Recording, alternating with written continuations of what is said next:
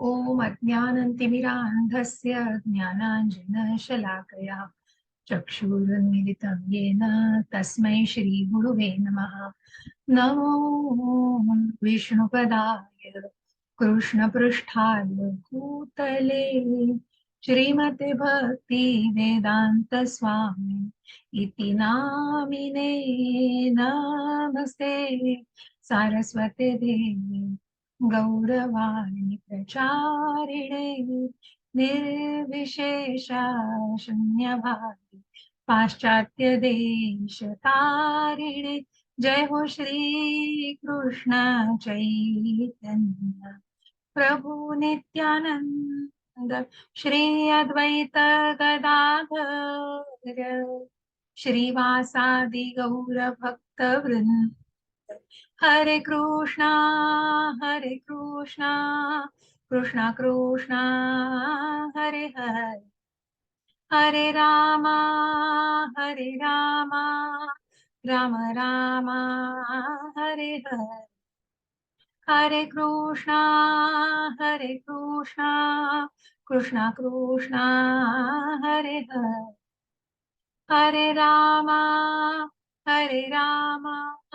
राम राम हरे हरे हरे कृष्णा कृष्णा कृष्णा हरे हरे हरे रामा राम राम हरे हरे हरे कृष्णा कृष्णा कृष्णा हरे हरे हरे रामा राम राम हरे हरे हरे कृष्णा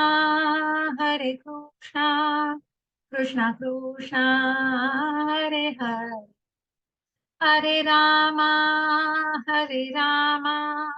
राम राम हरे हरे हरे कृष्णा हरे खूप स्वागत आहे सगळ्यांचं. हरे कृष्णा सगळ्यांना. आपण श्री श्री राधा गोविंद यांच्या चरणी साष्टांग दंडवत करून त्यांचे आशीर्वाद घेऊया. श्री श्रीला प्रभुपाद यांनाही साष्टांग दंडवत, श्री रामानिष्ठ प्रभूजी यांनाही साष्टांग दंडवत आणि या इस्कॉनच्या पूर्ण टीमला माझा सादर प्रणाम करून आपण 16व्या अध्यायाला सुरुवात करणार आहोत. त्याआधी थोडीशी उजळणी 15व्या अध्यायाची, ज्या पुरुषोत्तम योगाला काल आपण बघितलेलं आहे की जिथे आपण बघितलं की मग हे आध्यात्मिक जग जे आहे आणि हे वास्तविक या जगामध्ये अनुभवता येणं, याचं वास्तविक रूप, या आध्यात्मिक जगाचं वास्तविक रूप या भौतिक जगामध्ये अनुभवता येणं कठीण आहे. आणि म्हणूनच ते जे प्रतिबिंब आहे, ज्या भौतिक जगाचं जे भौतिक जग हे आध्यात्मिक जगाचं प्रतिबिंब आहे. आणि ते प्रतिबिंब कशावरती, तर त्या डिझायर वरती. जसं पाण्यावर प्रतिबिंब एखाद्या झाडाचं दिसतं, तसं त्या आध्यात्मिक जगाचं प्रतिबिंब त्या इच्छांच्या प्रतिबिंबावरती कुठेतरी ते भौतिक जग दिसतं आहे. आणि ते भौतिक जग या आध्यात्मिक जगाचं प्रतिबिंब आहे, ज्याची झाडं पानं हे सगळे वैदिक, ज्याला वैदिक महत्व आहे सगळं. आणि जे सगळे मग इंद्रिय विषयांनी, आणि माणूस कशा प्रकारे मग ट्रान्समायग्रेशन म्हणजे एका फांदीवरून दुसऱ्या फांदीवर, कारण त्या इच्छांमुळे ती एक जन्म, एक देह टाकून दुसरा जे देह धारण करतो. मग जसं आपण त्या हवेचं बघितलं की हवा एक गंध सोडते वायू, आणि तो पुढचा गंध तो घेते. तशाच प्रकारे हा देह, हा आत्मा, तो एक देह टाकतो आणि दुसरा देह, त्याच्या ज्या संकल्पना असतात. आणि म्हणून मनुष्य हा मन आणि 5 इंद्रिय याच्या बरोबर झगडतोय, संघर्ष करतोय. आणि कशासाठी, तर त्या उड्या मारण्यासाठी.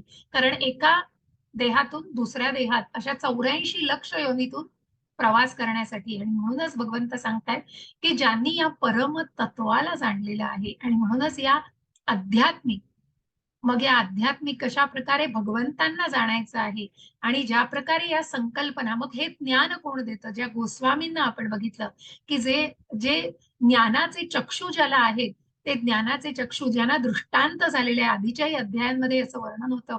आणि म्हणूनच ज्यांना हा दृष्टांत झालेला आहे, असे आत्मसाक्षात्कारी लोक त्याबद्दलचं मार्गदर्शन करतात, आणि मगच त्यांना ते ज्ञान मिळू शकतं. आणि मग भगवंतांना जे जाणलेलं आहे की भगवंत सूर्याचं, चंद्राचं तेज आहे, जे काही तेज आहे ते त्यांच्यापासून आहे. या जठराग्नी ही त्यांच्यापासून आहे. जो काही अग्नी आहे जठरामधला, त्यानंतर या स्मृती, विस्मृती या भगवंतांपासून आहे. प्रत्यक्ष भगवंतांनी या वेदांत सूत्रामध्ये जसं आपण ते कोश बघितले, अन्नमय, प्राणमय, मनोमय, विज्ञानमय आणि आनंदमय असे जे कोश बघितले, की जिथे अन्नामध्ये भगवंतांना बघितलं जातं, प्राणामध्ये, मग मनामध्ये, मग त्याच्याबरोबर मनाचे जे मन आणि ज्या बुद्धी आणि जो खोटा अहंकार, ह्या तीन गोष्टी, मग मनाचे हे जे वाटणं असतं, फिलिंग्स असतात, ते कसे वेगळे आहेत, या जीवात्मा हा त्याच्यापासून कसा वेगळा आहे. आणि म्हणूनच आत्म्याचं जे रिअलायझेशन, ती आत्मिक आपण म्हणतो ना की त्या आत्मिक पातळीवर तो विचार हा हळूहळू केला जातो. आणि जेव्हा त्या आत्म्याला जाणलं जातं तेव्हाच त्या सच्चित आनंद, त्या आनंदमय कोशामध्ये भगवंताला आपल्याला बघायचे, जे परमात्मा तिथे आहे.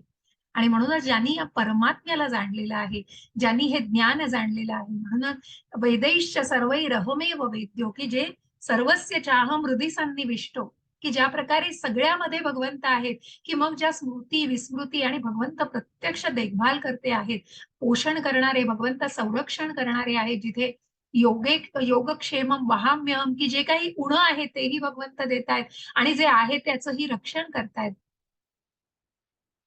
आणि अशा या भगवंतांना, परम पुरुषाला ज्यांनी जाणलंय, क्षर अक्षर, मग ज्या च्युत आणि अच्युत, जे च्युत आहेत ते या भौतिक जगतामधले आणि जे अच्युत आहेत ते या आध्यात्मिक जगतामधले जे आहेत, त्याच्याही पलीकडे हे परमतत्व, त्याच्याही पलीकडे जे श्रेष्ठ आहेत ते भगवंत आहेत, ते पुरुषोत्तम आहेत. आणि अशा या वेदांत सूत्राला भगवंतांनी सांगितलेलं आहे, जो या गोलोक धामाला जातो तो पुन्हा परतून या भौतिक जगतामध्ये परत येत नाही, असं हे गुप्त वेदांत सूत्रामधलं ज्ञान मी अर्जुना तुला दिलेलं आहे.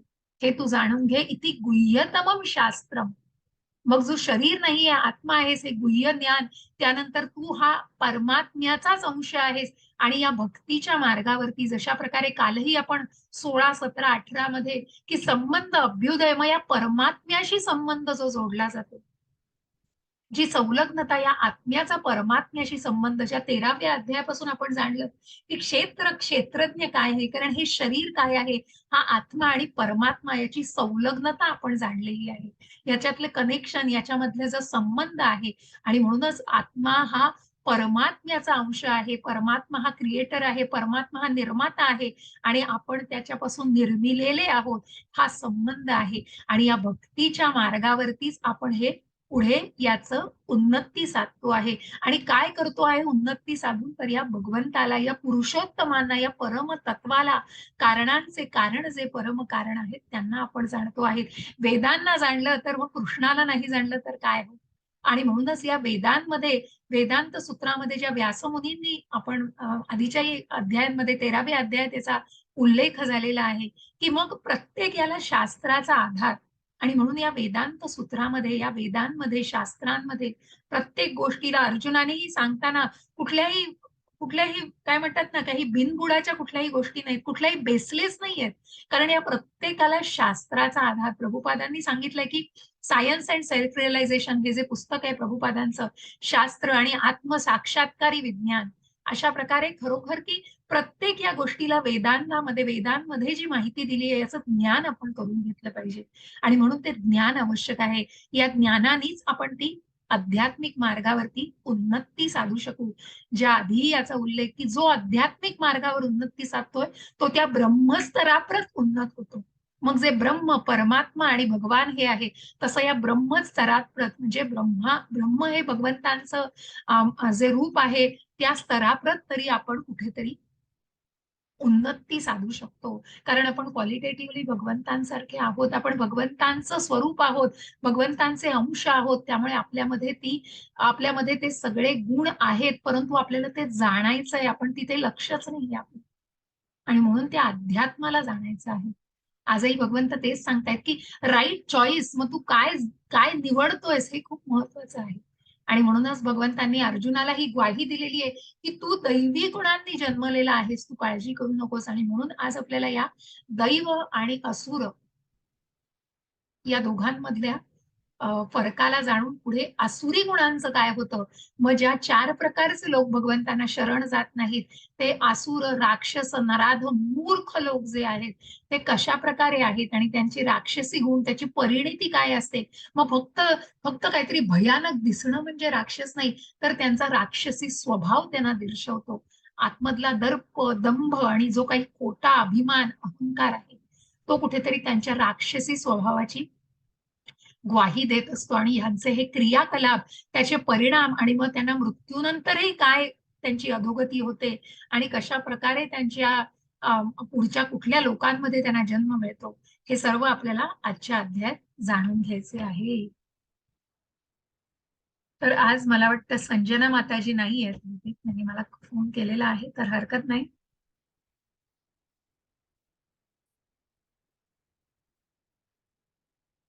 येस. तर आपण वाचता वाचताच त्या गोष्टीचं मी तुम्हाला समजावूनही सांगेन, रादर आपण त्याचं डिस्कशनही करूया.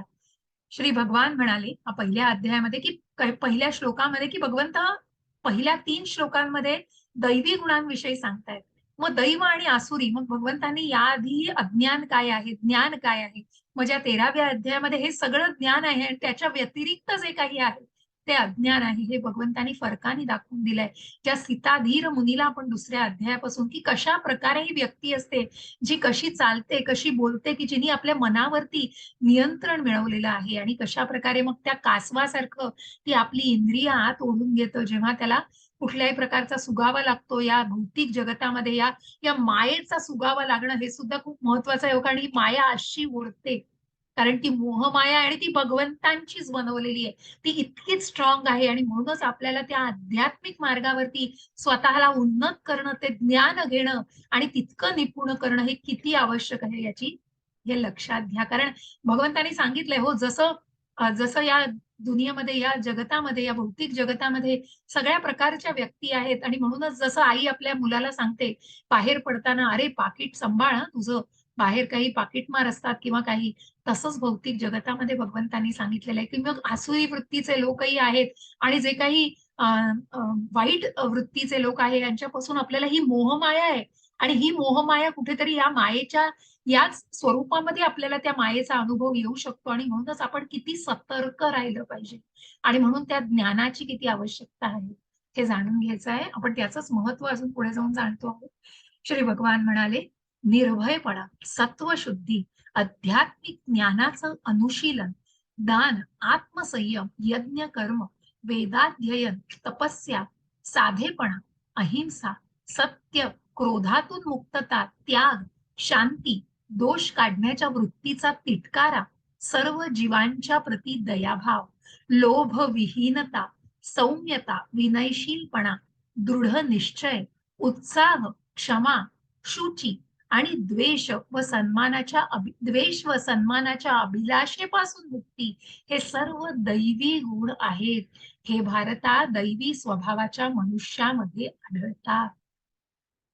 अशा या दैवी स्वभावाच्या मनुष्याचं भगवंतांनी वर्णन सांगितलेलं आहे, की ज्या दोष काढण्याच्या वृत्तीचा, की कुठल्याही प्रकारचं, मग त्यांना शत्रू मित्र याला समान दृष्टीने बघतात, की कुठल्या सर्व जीवांच्या प्रती दयाभाव, जे रेग्युलेटरी प्रिन्सिपल आहे इस्कॉनचं, की मांसाहार करू नये, कारण आपल्या कुठेतरी इंद्रिय तृप्तीसाठी आपण इतर प्राण्यांचा का वध करावा, इतर प्राण्यांना क्या मारावं, आणि म्हणूनच सर्व जीवांच्या प्रती जो दयाभाव दाखवतोय, इतर अनेक ऑप्शन्स आहेत तो, मग आपण त्यासाठीच आपली तृषा, आपली ती इच्छा, आकांक्षा भागवण्यासाठी आपण त्याचा वापर करत असतो, हे जाणणं महत्वाचं आहे. कारण ते रिअलायझेशन महत्वाचं आहे. हो, शेवटी प्रश्न विचारलात ते हजारो आहेत, पण ती आतून ती आत्मिकता आणि तो तो आत्मसात करण्याची ती वृत्ती आणि मग त्याप्रमाणे त्या विचार करण्याची ती विचारधारा आपल्याला जाणून घ्यायची.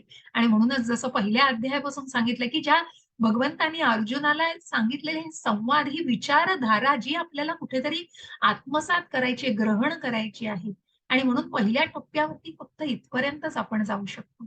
आणि म्हणून या सगळ्याला जाणून घेताना भगवंत सांगतायत की हे सगळे दैवी गुण आहेत.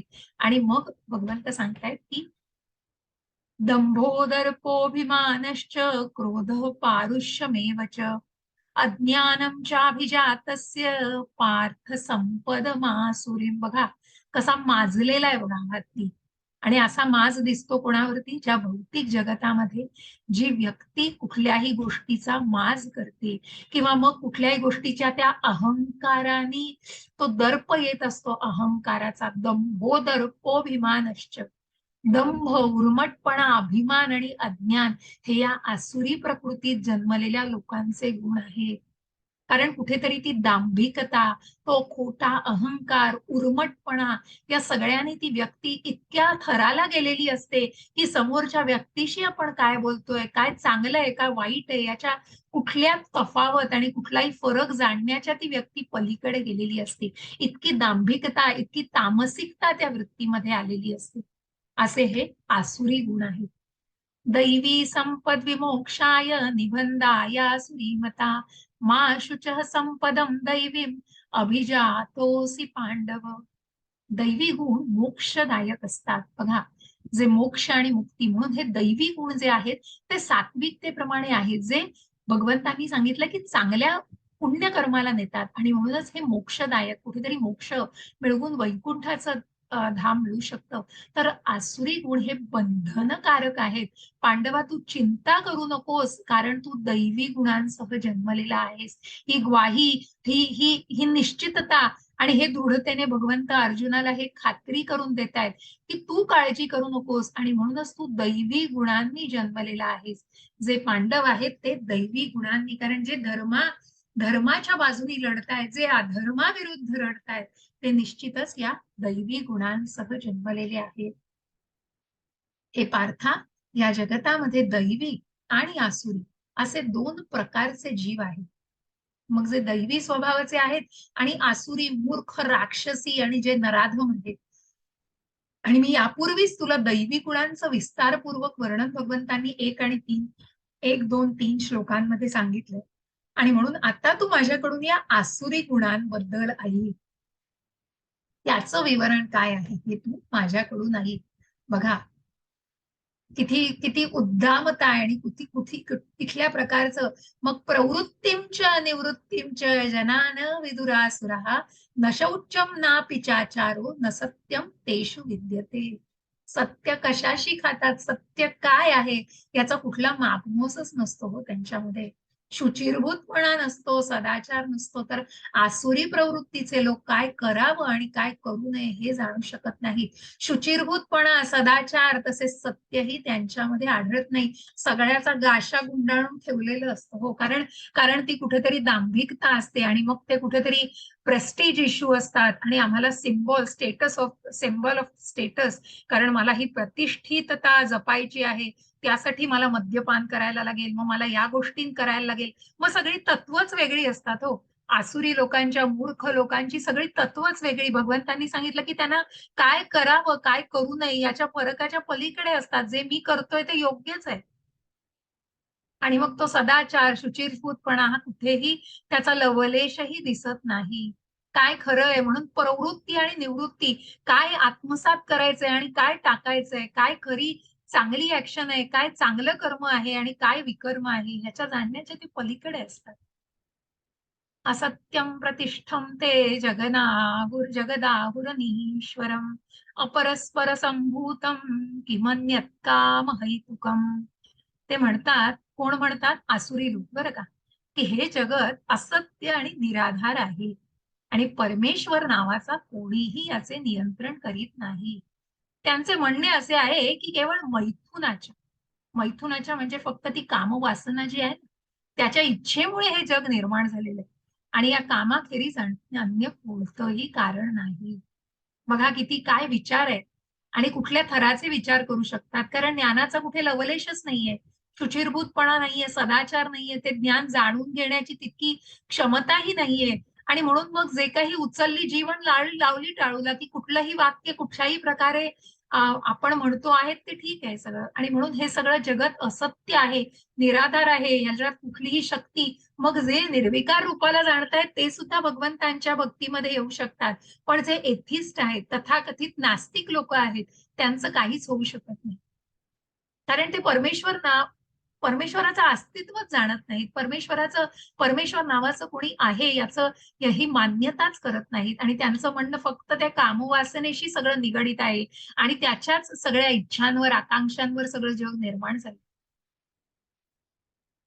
मग कुठून आलंय हो हे सगळं? कुठून कोणी निर्माण केलेलं आहे? किंवा जे काही तुम्ही ज्या घरात राहताय, घर, विटा, माती या सगळ्याची आणि हे जे काही मिळालेलं आहे, कशाची निर्मिती? मग यांना काय म्हणतो ना आपण, की ह्या सगळ्या ज्ञानाचा कुठे पत्ताच नाहीये. लवलेशच नाहीये कुठल्याही ज्ञानाचा.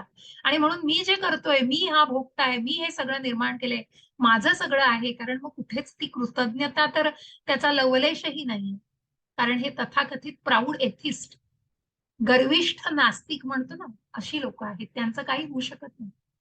अशा निष्कर्षांचं अनुगमन करीत स्वतःचाच नाश ओढवून घेतलेले बघा, स्वतःच स्वतःच्या खड्ड्यात पडतायत. आणि मग स्वतःचाच नाश ओढवून घेतलेले अल्पबुद्धी आसुरी लोक जगाचा विनाश करण्याकरता अहितकारी उग्र कर्मांमध्ये संलग्न होतात. कारण त्यांचं मन इतकं इतकं काय म्हणतो ना आपण, इतकं असं ते कचकड्याच्या बाहुलीसारखं असतं ते मन. मग त्या मनाला कुठेही फिरवलं, कारण मग जे दहशतवादी आपण बघतो, जे नक्षलवादी बघतो, जे अतिरेकी लोक बघतो, ते कशा प्रकारे तयार होतात. कारण त्यांच्या मनावर इतका पगडा बसू शकतो या गोष्टीचा. कारण स्वतःच काहीच अस्तित्व नसतं. स्वतःचे विचार, स्वतः त्याबद्दलचं विचार करण्याची क्षमता, ती सत्सद विवेक बुद्धी, मन, इंद्रिय, बुद्धी या सगळ्यावरती कुठेतरी वासनेची सगळा थर बसलेला असतो.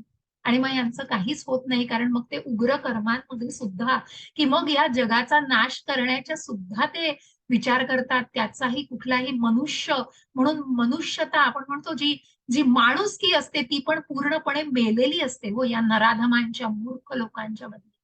त्यांचं काहीच होऊ शकत नाही. कारण ते उग्र कर्मांमध्ये स्वतःला संलग्न करतात. मग हे काय असतं सगळं? तर बघा, आपण बघतोय की 4 रेग्युलेटरी प्रिन्सिपल्स याचा सगळ्याला विकर्म हो. सगळ्याचं बांधून ठेवलेलं असतं, की कशाचा काही संबंध, कुठलीही प्रकारची शिस्त नकोय शरीराला. आणि म्हणून कधीही तृप्त न होणाऱ्या कामाचा आश्रय घेऊन गर्व, खोटी प्रतिष्ठा आणि मदामध्ये डुंबत. कारण मग त्यांना सोल्युशन काय वाटतं? नाही, मला खूप स्ट्रेस आहे, एखादी सिगरेट फुंकली की बरं वाटेल. मला खूप स्ट्रेस आहे, एखादी दारूचा ग्लास प्यायला की बरं वाटेल. अहो ही काय, हे कुठलं विचारधारणा आहे? पण ही विचारसरणी दिसतीये आपल्याला या भौतिक जगात. आणि म्हणून मदामध्ये डुंबत मोहित झालेले आसुरी लोक अनित्य गोष्टींमुळे आकर्षित होऊन सदैव अशुचिरभूत कर्म करण्यास व्रतस्थ झालेले असतात. आणि मग शेवटी तो मार्ग अवलंबला की मग आपण म्हणतो ना, की ते एक विचारच तसे धारणा होते, जे आपल्याला या भौतिक जगतामध्ये आत्ता आत्ता किती किती अनुभवास येतं म्हणजे.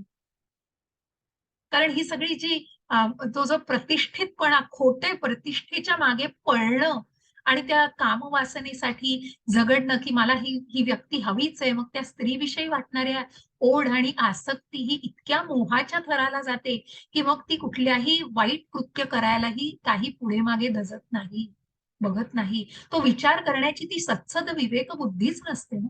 त्या बुद्धीचा नाश झालेला असतो. कारण ती तामसिकता इतक्या थराला गेलेली असते. इंद्रिय तृप्ती करणं हीच मानव संस्कृतीची मुख्य आवश्यकता आहे, असा त्यांचा विश्वास असतो हो. अशा प्रकारे त्यांना मरे तोपर्यंत अमर्याद चिंतांनी ग्रासलेलं असतं. मग मग कुठून मिळणार आहे ती शांती, मनःशांती? किंवा हे जर अजून अजून मग मला ही गाडी मिळाली, आता ही घ्यायची आहे, मग मला हे हवंय, इतका पैसा मिळवायचा आहे. अहो पण त्याचा जर कुठेच योग्य पद्धतीने वापर होत नसेल, कृष्ण तर तिथे पूर्ण मिसिंग आहे. कृष्णाबद्दलची कृतज्ञता, भगवंताला काही अर्पण करणं दूर, पण तिथे कुठलाही शुचिर्भूतपणा नाहीये, कुठलंही सकाम कर्म देखील नाहीये, सगळंच विकर्म आहे हो. आणि अशा प्रकारे त्यांना मग मरेतोपर्यंत त्या चिंतांनी ग्रासलेलं असतं. शेकडो हजारो पाशांनी बद्ध झालेले. कारण मग त्या खोल दरीमध्ये स्वतःला ते ढकलत जातात हो. स्वतःला स्वतः खड्डा खणतात आणि त्याच्यात पडत जातात.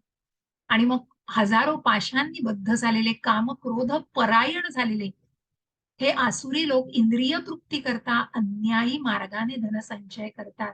कारण मग कुठेतरी हे आपली नीड भागवायची आहे. मला ही गोष्ट करायची, मग इकडून आण पैसा, तिकडून आण पैसा. मग कुठल्याही वाईट मार्गाने जरी आणला तरीही त्याचं काहीच वाटेनाच.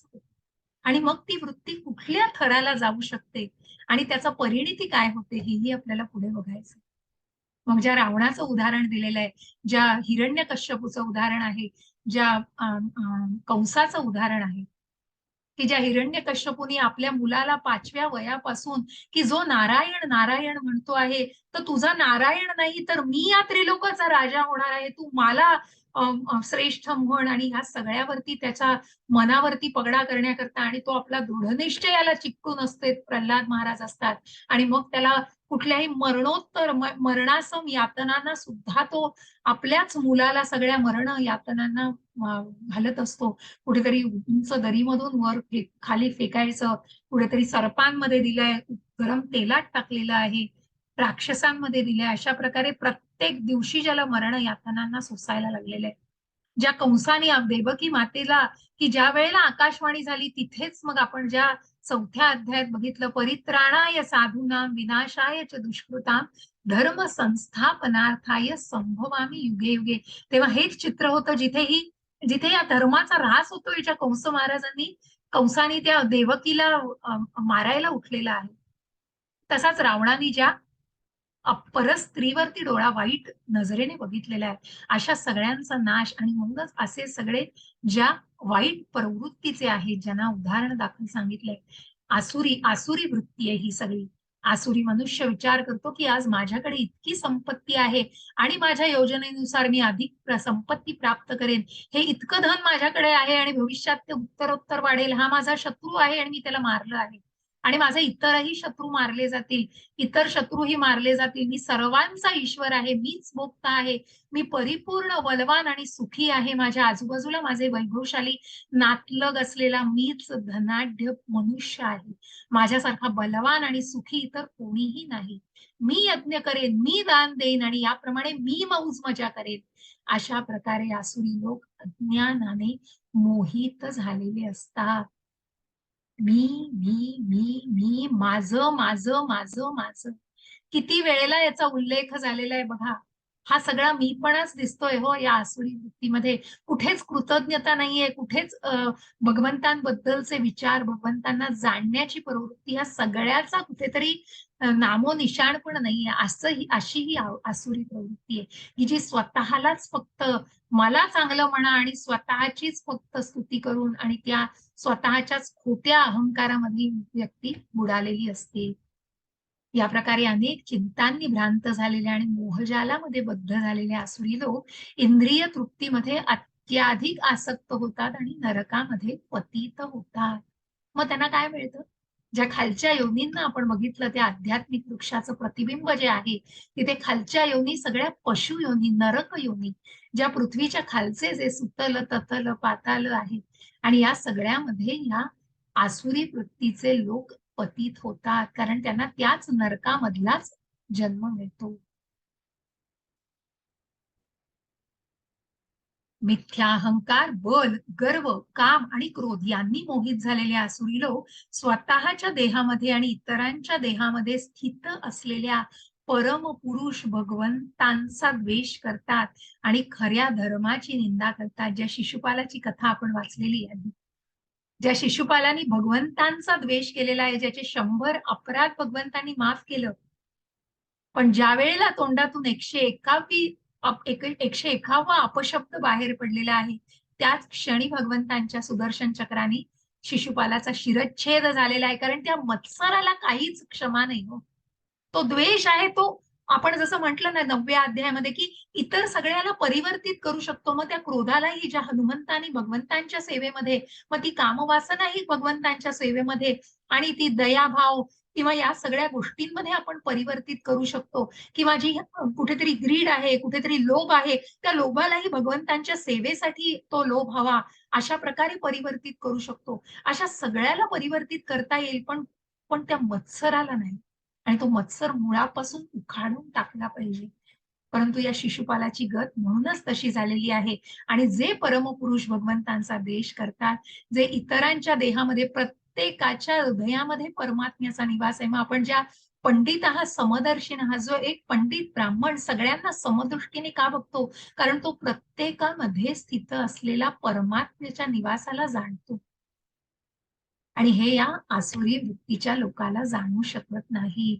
मग अशा वृत्तीचं काहीच होऊ शकत नाही. भगवंत त्याला आसुरी योनीतच टाकत असतात. जे द्वेषी आहेत, क्रूर, नराधम आहेत, त्यांना मी चिरकालासाठी भवसागरामधील विविध आसुरी योनीमध्ये टाकीत असतो.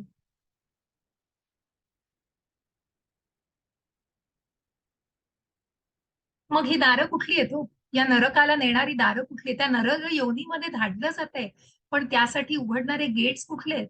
काय या वासना आहेत? तर त्रिविधम नरकस्येदम द्वारम नाशनमात्मनः कामः क्रोधस्तथा लोभस तस्मादेतत्रयं तजेत.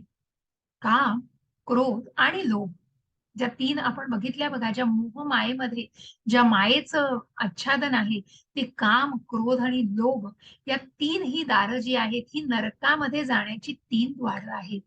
पण एखादा जो इंटेलिजंट, एखादा बुद्धिमान मनुष्य, प्रत्येक बुद्धिमान मनुष्य, काम, क्रोध आणि लोभ ही नरकामध्ये जाण्याची तीन द्वारे आहेत. प्रत्येक बुद्धिमान मनुष्याने त्यांचा त्याग केला पाहिजे, कारण या तिन्ही मुळे आत्म्याचा विनाश होतो. कारण जो जीवात्मा ज्या भौतिक जगतामध्ये बद्ध होतो, तो या काम, क्रोध आणि लोभ म्हणून कितीही इच्छा नसली तरी त्या पापामध्ये ओढला जातोय मनुष्य. का? कारण त्या काम वासनेमुळे, ज्या दुसऱ्या अध्यायात आपण बघितलं की ती इंद्रिय विषयांची आसक्ती कधी त्या काम वासनेमध्ये रूपांतरित होते आणि मग ती क्रोधामध्ये, कामात क्रोधानंतर ती त्या बुद्धीचा नाश करते, मनाच्या विभ्रमामध्ये जाते आणि मग त्या व्यक्तीचं अधःपतन होतं. आणि तेच अधःपतन म्हणजे आसुरी वृत्ती. आणि म्हणूनच प्रत्येक बुद्धिमान मनुष्य हे नक्कीच जाणतो की या तीन द्वारांपासून स्वतःचं संरक्षण करतो आणि म्हणूनच तो जाणतो की आत्म्याचा विनाश करणारी ही तीन दारं आहेत, जी आपल्या पुढच्या टप्प्यावरच्या प्रवासाला कुठेतरी अडथळे आणतायत.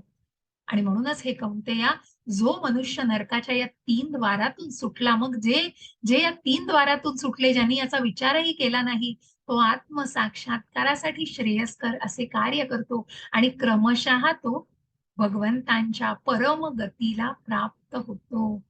मग बघा, त्यांनी पहिली जर दारं टाकली, त्यांनी ही काम, क्रोध, लोभ याची जर पहिले सगळे जिने त्यांनी गेट्स जे आहेत ती जर त्यांनी पार केली आणि तो जर स्वतःला पूर्णपणे मुक्त ठेवू शकला, तर त्याला पुढे जाण्यासाठी कोणीही अडवू शकत नाही.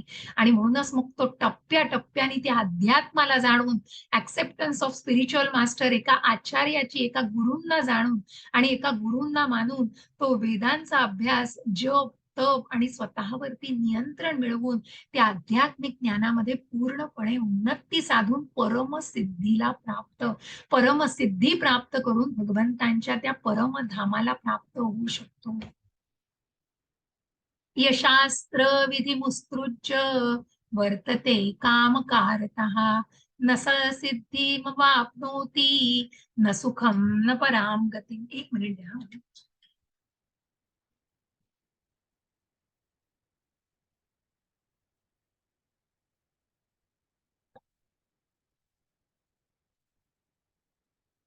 मग ज्याने या शास्त्रांना जाणलेलं नाहीये, या वेदांना जाणलेलं नाहीये, जो शास्त्र विधींचा त्याग करतो, कारण शेवटी ती तमोभावना आहे, आसुरी गुण आहेत. मग हे सगळे रेग्युलेटरी प्रिन्सिपल्स पाळणं, ती बंधनं पाळणं, शरीराला कुठेतरी शिस्त राखणं, या सगळ्याच्या पलीकडे ती व्यक्ती गेलेली असते, कारण त्यांनी त्या शास्त्र विधींचा त्याग करतो, आपल्या लहरीप्रमाणे कर्म करतो. म्हणून या सगळ्याला तो काहीच त्याच्याबद्दल त्याला वाटत नाही. काही मद्यपान करणं, कितीही प्रमाणात मांसाहार करणं, मग त्या परस्त्रीशी संबंध ठेवणं आणि जुगार खेळणं, याचं त्याला काहीच वाटेना असं होतं. आणि म्हणूनच तो त्याला सिद्धी, सुख आणि परम गतीही प्राप्त करू शकत नाही, कारण तो कामवासनेमध्ये पूर्णपणे बुडलेला असतो.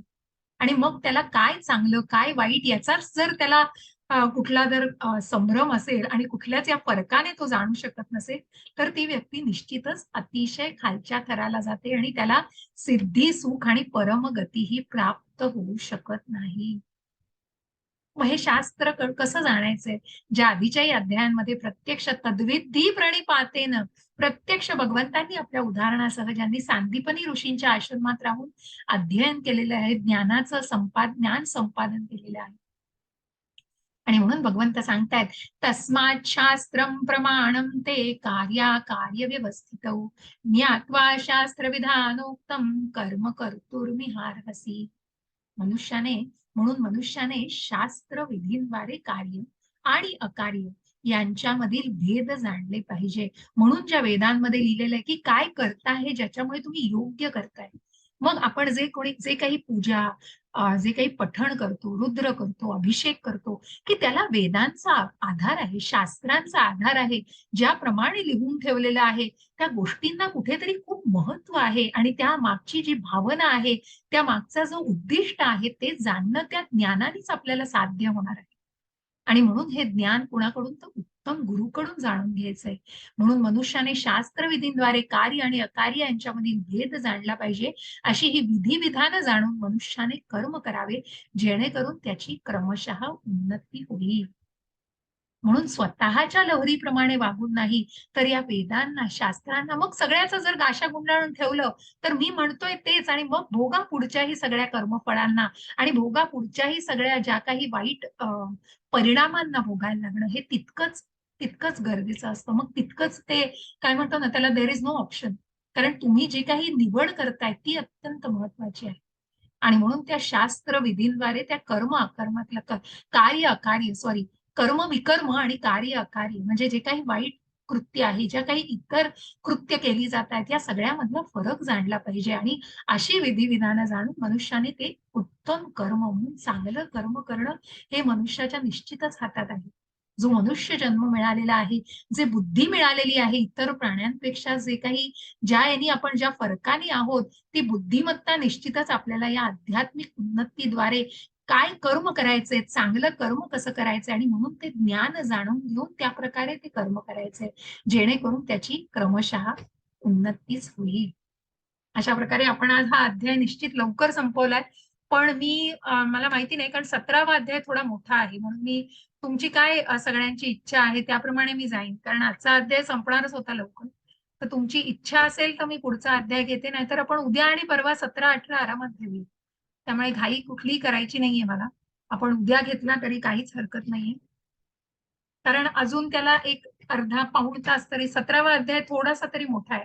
त्याच्यामुळे त्याला थोडा वेळ लागेल. तर तुमची सगळ्यांची प्रतिक्रिया काय असेल त्यावर आपण ठरवूया. तुमची मतं काय आहेत? मला चॅटमध्ये सांगितलं तरी कळेल त्याप्रमाणे आपण डिसिजन घेऊ.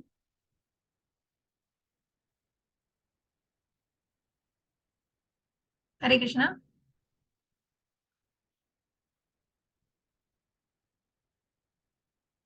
उद्या घेऊया उज्ज्वला माताजी. ठीक आहे. कारण पावणे पाच पाच तर निश्चित होतील आणि म्हणूनच आता आपण थोडा वेळ थांबूया पाहिजे इथे आपण नक्कीच काही डिस्कशन असतील तुम्हाला. अच्छा सुषमा माताजी म्हणतायत आज चालेल. पण थोडा वेळ लागेल माताजी. त्यामुळे मला असं वाटतं की जसं उद्या कारण अजून त्याला तितका वेळ लागेल तर अजून कोणाला किती मत आहे आपण मेजॉरिटीनी जाऊया चालेल. अजून बाकीच्यांनी आपली मतं द्यावी.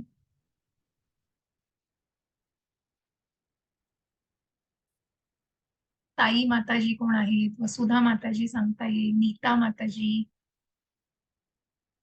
सिंधू माताजी, विपिन प्रभूजी, तुमची मतं जाणून घ्यायला पण आवडेल. ठीक आहे ठीक आहे हरकत नाही. सुषमा माताजी आपण उद्या घेऊया. बरेच जण आज चालेल उद्या चालेल अशामध्ये थोडीशी गडबड आहे. पण मला असं वाटतं की ह्याच्यात ठीक आहे. ओके माताजी ठीक आहे धन्यवाद. कारण आपण पाहिजे तर एक 5-10 मिनिटं अजून तुम्हाला जर काही असतील त्याच्यावरती काही सांगायचं असेल काही इतर हे असतील तर आपण थोडा वेळ देऊया. कारण नंतर 17-18व्या अध्यायामध्ये तितका वेळ देता येत नाही. 18वा अध्याय तर मोठा आहे. तर आपण उद्या 17वा अध्याय व्यवस्थितपणे घेऊया आणि 18वा परवा होईल. अशा प्रकारे आपलं भगवद्गीतेचा सांगता करता येईल परवा. तर आता मी शेअरिंग थांबवते आणि रेकॉर्डिंग थांबवते. तर कुणाला काही प्रश्न असतील तर निश्चित